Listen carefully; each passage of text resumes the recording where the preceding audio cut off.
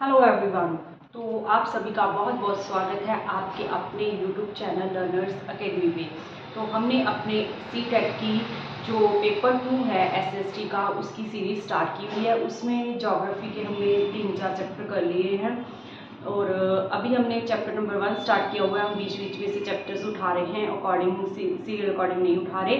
ठीक है, जो इजी चैप्टर हैं वो हम पहले करेंगे, जो थोड़े से डिफिकल्ट हैं वो हम बाद में कवर करेंगे। ठीक है, अगर आपका बेस अच्छा होगा तो बाद में जो चैप्टर्स डिफिकल्ट हैं उनको समझने में आपको कोई दिक्कत नहीं आएगी। और एक और इम्पॉर्टेंट बात, अगर आपको मेरी वीडियोस अच्छी लग रही हैं तो प्लीज़ मेरे चैनल को सब्सक्राइब ज़रूर करिए और मेरी वीडियोस को ज़्यादा से ज़्यादा लाइक ज़रूर करिएगा। अगर आपको कोई इम्प्रूवमेंट चाहिए वीडियोस में तो वो भी आप मुझे कमेंट बॉक्स में बता सकते हो। तो आइए बिना वक्त ज़ाया किए आपका और मेरा हम स्टार्ट करते हैं आज की वीडियो। आज की वीडियो में हमने वही हमारा चैप्टर नंबर 1 है, ये पहले 2 वीडियोस में हो गए, थर्ड वीडियो आज हम इसको ऑलमोस्ट पूरा कंप्लीट कर देंगे। ठीक है, हमारे रह गए थे सोलर सिस्टम के प्लैनेट्स। ठीक है, प्लैनेट्स आपको बता ही दिया था मैंने, प्लैनेट्स 2 तरह के होते हैं। ठीक है, इनर प्लैनेट और आउटर प्लैनेट। ठीक है, प्लैनेट्स में से सबसे पहले बात करेंगे हम कौन से प्लैनेट की? मरकुरी की।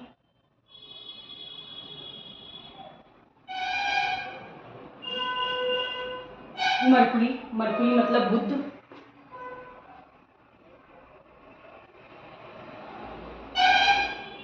ठीक है, हमारा बुध ग्रह क्या कहता है हमारा मरकरी? मरकरी क्या है? जैसे कि मैंने आपको बताया था, हमारा ये सन है। ठीक है, और सन के बाद फिर ये हमारे 8 प्लैनेट्स हैं।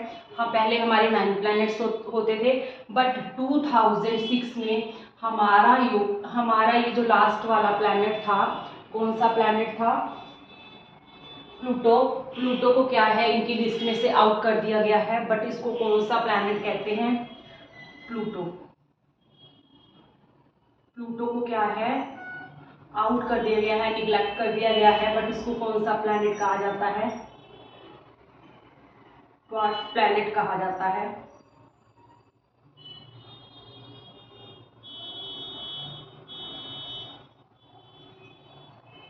ठीक है, अगर एग्जाम में क्वेश्चन आए तो आप कर सकते हो कि प्लूटो को अब कौन से नाम से जाना जाता है। ठीक है, प्लूटो को 2006 में इस ग्रहों की गिनती में से हटा दिया गया था और इसे अब कौन सा ग्रह कहा जाता है? इसे ड्वार्फ प्लैनेट कहा जाता है। जैसे कि आपको पता ही है ड्वार्फ का मीनिंग क्या होता है? ड्वार्फ का मीनिंग होता है बोना। ठीक है, बोना ग्रह,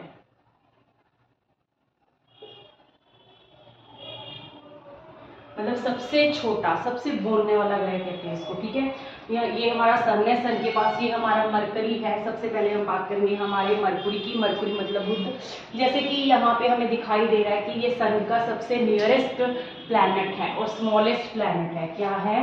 नियरेस्ट टू द सन। और सेकंड बात करें तो सेकंड नंबर पे हम आगे बोल सकते हैं कि ये क्या है? स्मॉलेस्ट प्लैनेट है। ठीक है, स्मॉलेस्ट प्लैनेट। अगर अब आगे अगर हम बात करें इसकी, तो इसके एटमॉस्फेयर की बात करें, इसका एटमॉस्फेयर नहीं है। और इसकी सैटेलाइट की बात करें तो इसकी कोई भी सैटेलाइट नहीं है। एटमॉस्फेयर नहीं पाया जाता है यहाँ पे, एटमॉस्फेयर नॉट फाउंड। ठीक है, और सैटेलाइट की बात करें, satellite also not found in this planet. Remember these points. Okay? ठीक है, इस प्लैनेट पे ना तो एटमॉस्फेयर पाया जाता है और ना ही इस प्लैनेट में कोई भी सैटेलाइट पाई जाती है। सैटेलाइट्स जो होती हैं हमारी 2 तरह की सैटेलाइट्स होती हैं।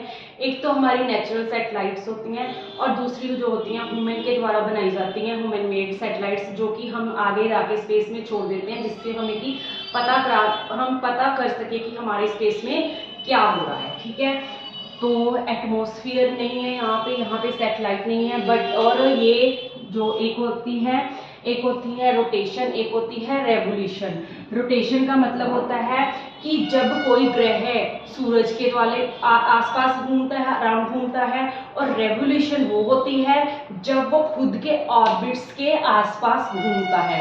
ठीक है, सपोज ये सन है और ये क्या है, ये एक क्या है, ये एक प्लैनेट है, ये मरकुरी है सपोज, और ये यहाँ पे पूरा सन खड़ा है। तो मरकुरी क्या करेगा, एक तो खुद अपने ऑर्बिट्स के अराउंड घूमेगा, ठीक है, अराउंड मूव करेगा, और दूसरा ये ऐसे ऐसे अपने ऑर्बिट्स के अराउंड घूमता घूमता ये क्या करेगा, ये पूरे सन के अराउंड भी घूमेगा। ठीक है, जो ये खुद अपने ऑर्बिट्स के आसपास घूमता है, खुद के ऑर्बिट्स के, तो इसको तो हम कहते हैं रेवोल्यूशन। जब वो सन के अराउंड घूमता है उसे हम कहेंगे रोटेशन। ठीक है, तो अगर हम बोलेंगे तो उसका रोटेशन टाइम क्या है, रोटेशन टाइम इसका आएगा 59 डेज।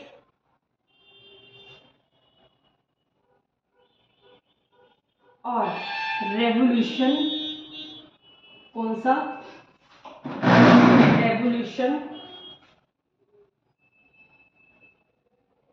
रेवोल्यूशन टाइम क्या होगा इसका, 88 डेज। ठीक है, 88 डेज में क्या करता है ये complete around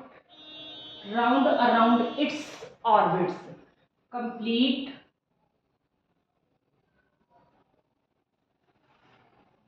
round around its own orbits. ठीक है, मतलब खुद के एक्सिस पे ऐसे ऐसे घूमना। ठीक है, खुद के एक्सिस पे आसपास ही घूमना, तो वो क्या हो गया उसका रेवोल्यूशन टाइम, ये रोटेशन टाइम। ठीक है, तो ये थी हमारी मरकरी के बारे में कुछ खास बातें। ठीक है, नेक्स्ट चलते हैं हम आगे अपने नेक्स्ट हमारा कौन सा है, वीनस मतलब शुक्र ग्रह। जिसका शुक्र मजबूत है उसका सब कुछ मजबूत है ना।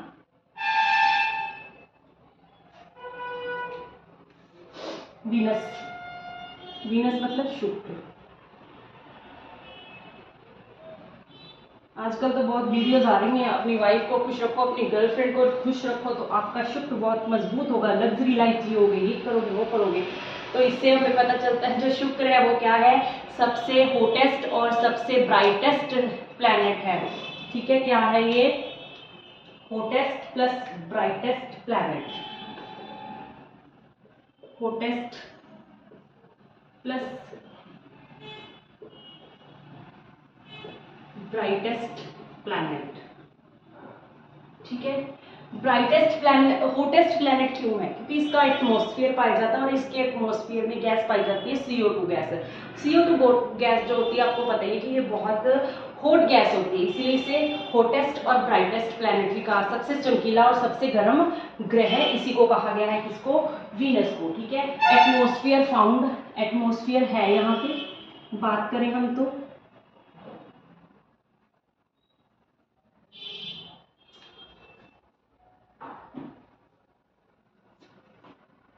देख लो, जल्दी जल्दी में छोटी छोटी मिस्टेक्स होती हैं। एटमॉस्फेयर फाउंड, और इसके एटमॉस्फेयर में कौन सी गैस है, CO2। ठीक है, और सैटेलाइट की बात करें तो सैटेलाइट क्या है, सैटेलाइट इसकी नो सैटेलाइट, सैटेलाइट कोई नहीं,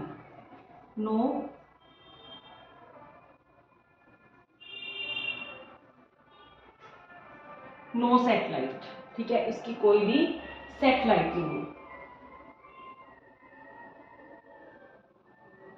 सैटेलाइट कोई भी सैटेलाइट इसकी नहीं है। ठीक है, और आगे अगर हम बात करें तो हम और क्या कह सकते हैं इसके बारे में, हम कह सकते हैं ये जो वीनस है, वीनस प्लैनेट है, ये अर्थ का ट्विन बोला जाता है इसको। ठीक है, अर्थ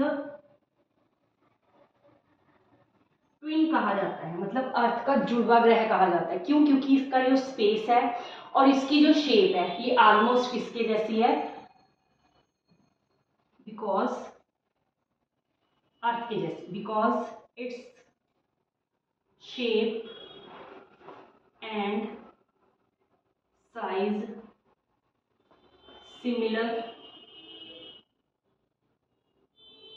similar to earth. That's why it's known as twins of earth. अर्थ का ट्विन कहा जाता है, ट्विन मतलब जुड़वा, ठीक है। अर्थ ट्विन प्लैनेट कहा जाता है। इसकी सैटेलाइट नहीं है, एटमॉस्फेयर है। अगर हम बात करें इसकी रोटेशन की, अब इसका मैं शॉर्ट लिखूंगी। RT का मतलब रोटेशन और RV का मतलब क्या होगा, रेवोल्यूशन। अगर हम इसकी रोटेशन की बात करें तो रोटेशन में कितना टाइम लेता है, ये लेता है 243 डेज।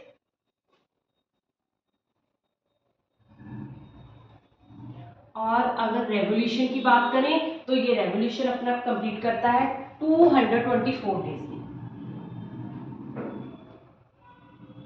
एक और बात याद रखनी है हमने, हमारे जो इनर प्लैनेट है उनका रेवोल्यूशन और रोटेशन टाइम कम होगा, और जब जो हमारे आउटर प्लैनेट होंगे उसका रेवोल्यूशन भी ज्यादा होगा और उनका रोटेशन भी ज्यादा होगा, ठीक है। ये होगी हमारे दो प्लैनेट्स की बात, कौन कौन से। और ये कहाँ कैसे मूव करता है, ऑपोजिट अर्थ मूव करता है, ठीक है। इसकी मूवमेंट कैसी है, मूव कैसे करता है, वहां लिख देती हूं मैं,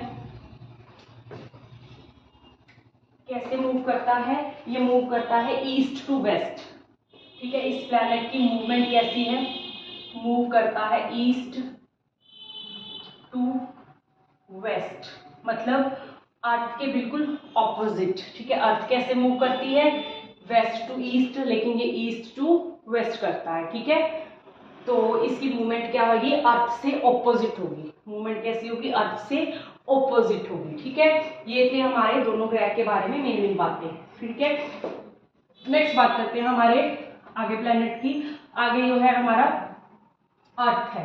अर्थ हमारा थोड़ा सा बड़ा है, ठीक है।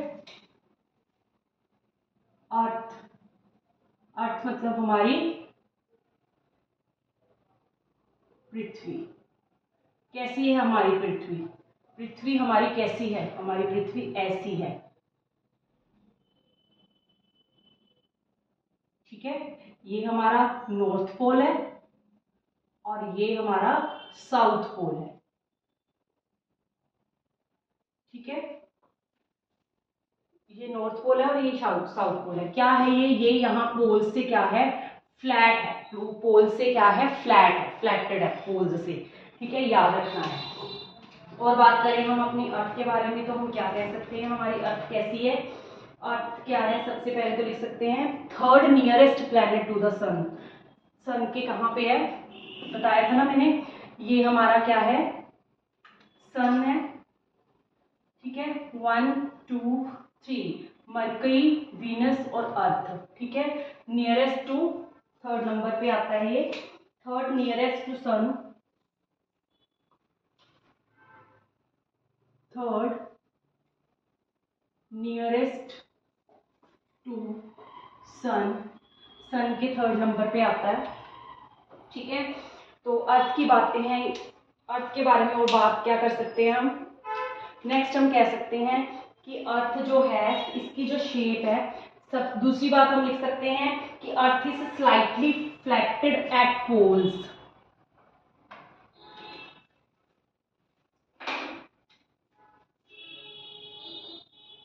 अर्थ इज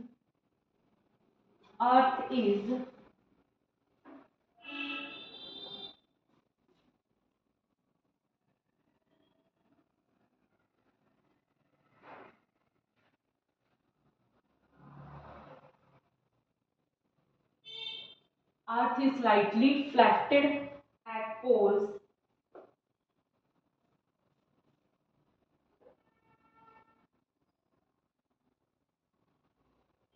ठीक है। पोल्स के ऊपर ये थोड़ी सी फ्लैट है, मतलब थोड़ी वो है, फ्लैट मतलब पूरी सीधी है, ठीक है। नेक्स्ट हम बात करें तो इसकी शेप के बारे में, इसकी शेप क्या है, शेप इसकी कौन सी है, जियोइड शेप है। जियोइड अपने आप में यूनिवर्स में एक ही वर्ड है जियोइड, जिसका मीनिंग क्या है, जिसका मीनिंग है earth like shape, earth like shape. ठीक है, याद रखना है ये पूरे यूनिवर्स में एक ही वर्ड है जो अर्थ की शेप के लिए यूज होता है, और इसका मतलब क्या है, अर्थ लाइक शेप। ठीक है, geode, earth like shape. Next बात करें तो नेक्स्ट हम बात कर सकते हैं कि इसका जो आउटर स्पेस है, अगर हम स्पेस पे जाके इसको देखें, आउटर स्पेस पे जाके अगर हम देखें तो ये हमें कौन से रंग की दिखाई देती है, नीले रंग की दिखाई देती है, इसलिए इसे हम ब्लू प्लैनेट भी कहते हैं। और ये ब्लू क्यों दिखाई देती है, क्योंकि 2/3 ऑफ पार्ट मतलब 70% ऑफ पार्ट जो अर्थ का है वो वाटर से कवर है, इसीलिए इसे इसको ब्लू प्लैनेट कहा जाता है। और ये एक ही एक प्लैनेट है जिसपे कि लाइफ पॉसिबल है। क्यों पॉसिबल है, क्योंकि यहाँ पे गैस पाई जाती है। कौन सी गैस, CO2 गैस, नहीं सॉरी, कौन सी, ऑक्सीजन गैस, जो कि लाइफ को सपोर्ट करती है। Life supporting gas oxygen gas हमारे अर्थ प्लैनेट पे पाई जाती है, इसीलिए यहाँ पे लाइफ सपोर्टिंग, यहाँ पे मतलब इंसान यहाँ पे रह सकते हैं और हम रह भी रहे हैं। ठीक है, तो यहाँ पे हम पॉइंट्स में आगे लिख देती हूँ मैं इसको, नेक्स्ट लिखूंगी मैं इसको, पॉइंट्स में लिखे तो हम लिख सकते हैं।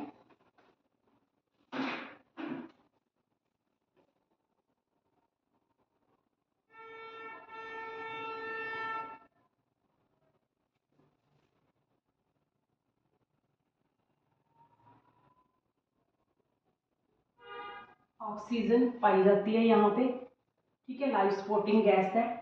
और किसके आउटर स्पेस से अगर हम देखें इसको, आउटर स्पेस से अगर हम देखें तो ये हमें कैसा दिखाई देता है, ब्लू दिखाई देता है, इसीलिए हम इसको ब्लू प्लैनेट भी बोलते हैं,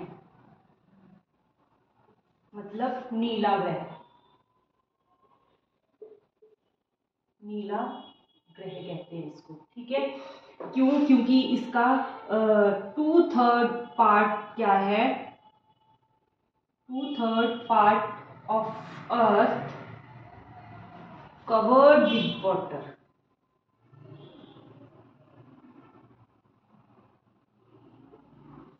70 मतलब 75% क्या है, पानी है, इसीलिए इसको ब्लू प्लैनेट भी कहा जाता है। ठीक है, ये थी हमारी अर्थ के बारे में बातें।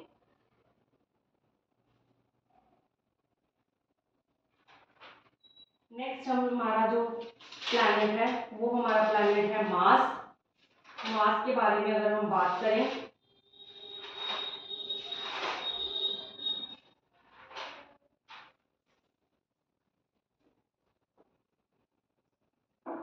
इसमें और भी गैसेस पाई जाती हैं, आपको पता ही है।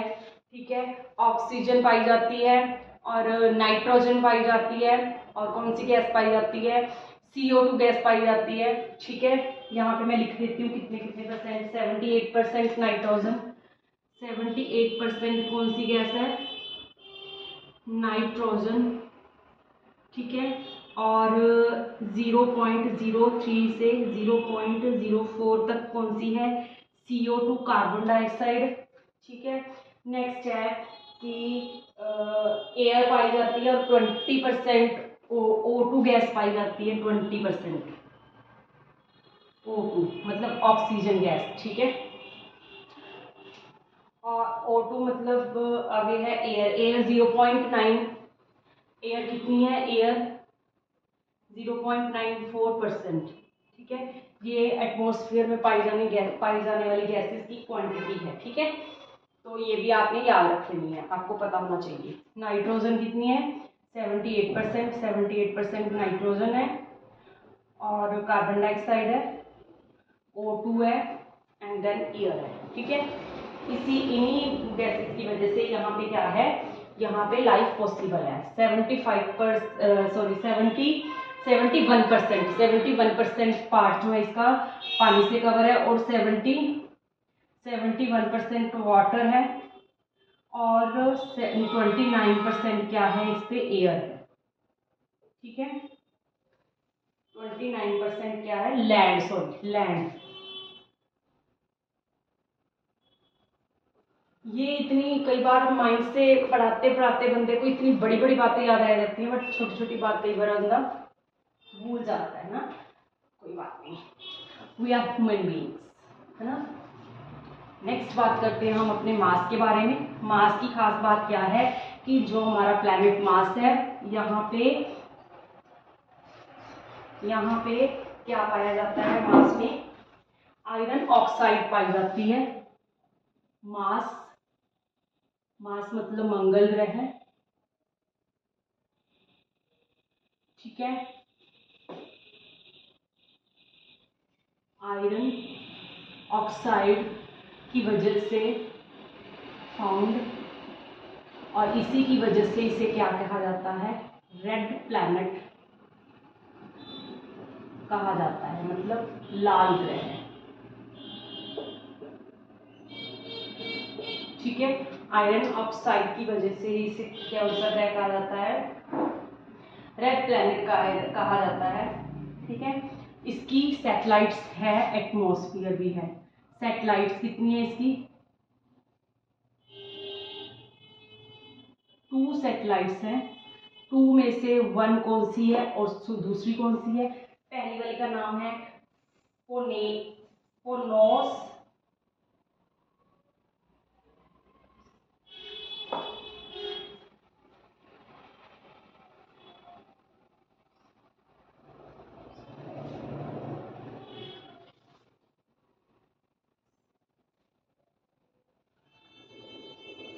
फोबोस, और दूसरी का नाम है डीमोस। ये 2 सैटेलाइट्स पाई जाती हैं हमारे रेड प्लैनेट पे, ठीक है। ये थी हमारी मास के बारे में बातें। नेक्स्ट है हमारा यूपिटर।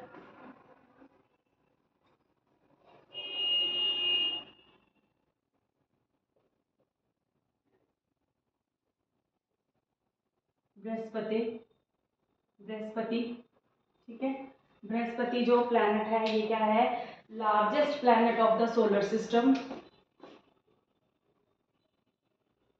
Largest planet of the solar system, ठीक है। सबसे लार्जेस्ट प्लैनेट है सोलर सिस्टम का। और इसमें क्या बात है, और इसकी बात ये है कि गैस जेंट बोलते हैं इसको, गैस जेंट भी कहते हैं इसको, ठीक है। क्योंकि ये गैसेस से बना हुआ है, इसलिए इसे गैस जेंट भी कहते हैं। और इसके ये जो हमारा यूपिटर है, ये यहाँ तक होगी हमारी अर्थ की बात। अर्थ के बाद हमने की थी बात मास की, है ना। ये है हमारा मास। और अब यहाँ पे हम जुपिटर की बात कर रहे हैं, SUN, ठीक है। हमारे ये जो वाले इधर वाले यहाँ पे है हमारी एस्ट्रॉइड बेल्ट, ठीक है। और इधर वाले ये जो प्लैनेट होंगे हमारे सारे, इन सभी प्लैनेट्स के आसपास एक रिंग पाई जाती है, ठीक है। ये सबकी रिंग जो है वो दिखाई नहीं देती, सिर्फ एक सैटर्न ऐसा प्लैनेट है जिसकी रिंग हमें बिना किसी की हेल्प से दिखाई देती है, बट बाकियों के अराउंड रिंग है बट बहुत कम है। उसको देखने के लिए किसी न किसी टूल को यूज करना पड़ता है, तभी हमें दिखाई देती है। बट सैटर्न एक ऐसा ग्रह है, शनि एक ऐसा ग्रह है जिसकी रिंग हमें ऐसे भी बिना मतलब खुली आंखों से भी मतलब दिखाई देती है, जिसको कोई भी हमें स्कोप वगैरह नहीं लगाना पड़ता, ठीक है। तो इसको क्या कहते हैं? लार्जेस्ट प्लैनेट, गैस जेंट भी कहते हैं, और क्या कहते हैं? और इसी वजह से ये क्या दिखता है? पीले रंग का दिखता है। कौन से रंग का दिखता है? अपीयर इन येलो, ठीक है। पीले रंग का दिखता है, अपीयर इन येलो, ठीक है। अगर सैटेलाइट्स की बात करें तो इसकी कितनी सैटेलाइट्स हैं? सैटेलाइट्स कितनी है इसकी? 79, ठीक है। नेक्स्ट हम बात करेंगे यूपिटर के बाद हमारे सैटर्न की। सैटर्न मतलब हमारा शनि, शनिदेव महाराज जी। कहते हैं ना, जिसकी कुंडली में भी आ जाते हैं उसकी दशा क्या कर देते हैं? धीमी कर देते हैं, ठीक है। उसकी दशा जो धीमी कर देते हैं। नेक्स्ट है सैटर्न, सेकंड लार्जेस्ट प्लैनेट है ये Saturn. Shani,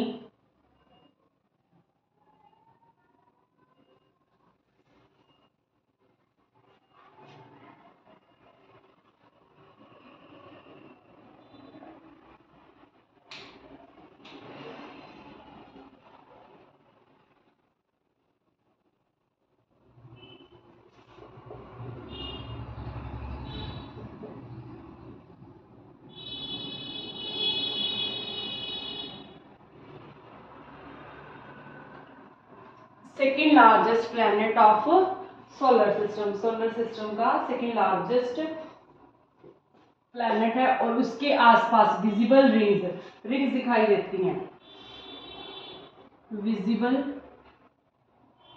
rings around it.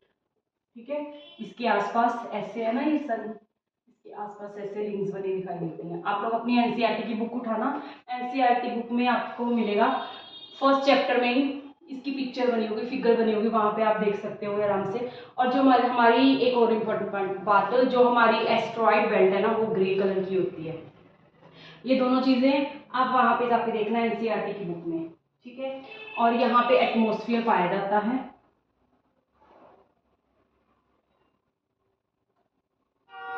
Atmosphere है। और एटमॉस्फेयर में कौन सी गैस है, CO2 और मीथेन।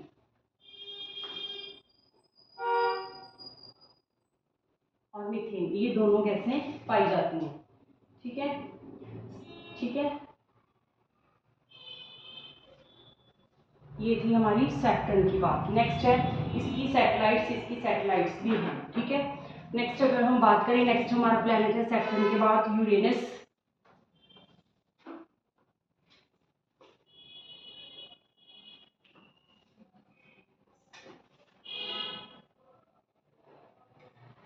यूरेनस मतलब अरुण। ठीक है, ये कौन सा प्लैनेट है, लेइंग प्लैनेट है। Tilted angle is high, laying planet कहते हैं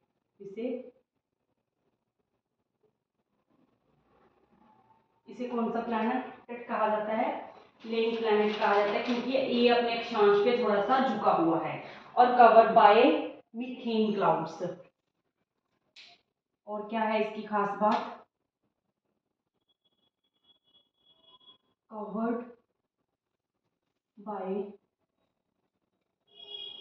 methane gas, methane gas covered by methane gas, sorry methane gas से कवर्ड है, इसलिए इसे कौन सा प्लैनेट कहा जाता है, ग्रीन प्लैनेट। ठीक है, मीथेन गैस की वजह से इसको ग्रीन प्लैनेट कहा जाता है। और इसकी सैटेलाइट है, जी हाँ बिल्कुल है, इसकी सैटेलाइट भी है और इसका एटमॉस्फेयर है, इसलिए इसमें मीथेन गैस भी पाई जाती है। ठीक है, और ये कैसे स्पिन करता है east to west, east to west spin करता है। ठीक है, ये थी यूरेनस के बारे में बात। नेक्स्ट है हमारा नंबर 8 पे नेपच्यून। नेपच्यून मतलब वरुण। ठीक है, ये क्या है, ये हमारा सबसे फारदेस्ट प्लैनेट है।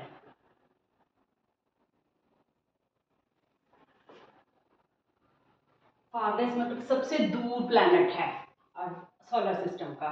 ठीक है, सोलर सिस्टम का, और इसे कोल्डेस्ट प्लैनेट भी कहा जाता है।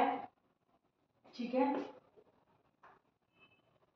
Coldest planet. और इसके एटमॉस्फेयर में गैसेस पाई जाती हैं, कौन सी, हाइड्रोजन और हीलियम। कौन सी, हाइड्रोजन और हीलियम, हाइड्रोजन और हीलियम, ये दो गैसेस पाई जाती हैं। ठीक है, सैटेलाइट की बात करें तो इसकी सैटेलाइट्स हैं। ठीक है, तो ये थी हमारे 8 के 8 प्लैनेट्स की बात। अब हम हमारा एक और सैटेलाइट रह गई है मून, जो कि अर्थ की सबसे एकलौती सैटेलाइट है मून। अर्थ की सैटेलाइट कौन है, मून, और ये नेचुरल सैटेलाइट है। इसके बारे में पढ़ लेते हैं। ठीक है, मून के बारे में,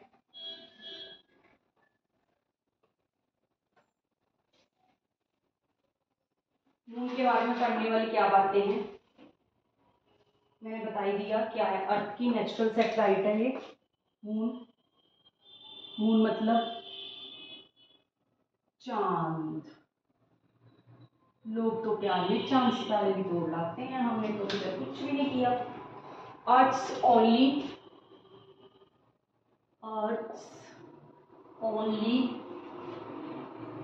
नेचुरल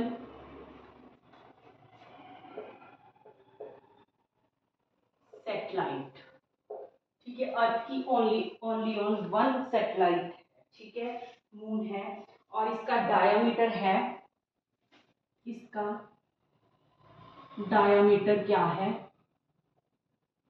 हमारी अर्थ का 1/4 है, 1/4 ऑफ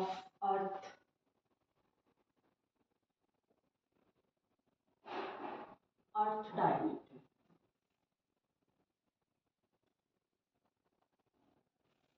वन क्वार्टर मीन्स 1/4।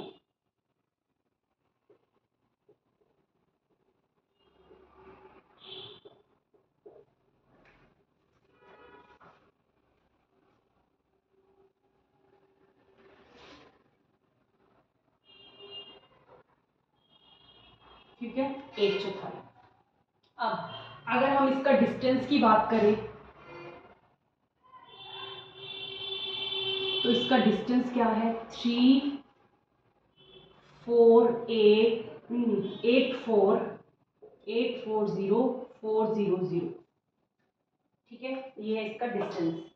384 नहीं सॉरी 3, मैंने तो इसको ऐसे याद किया 384,400, ठीक है। ये क्या इसका डिस्टेंस है, किसका, अर्थ से मून का डिस्टेंस, ठीक है। और लास्ट टाइम 2024 में एक क्वेश्चन आया था सीटेट में पेपर 2 में।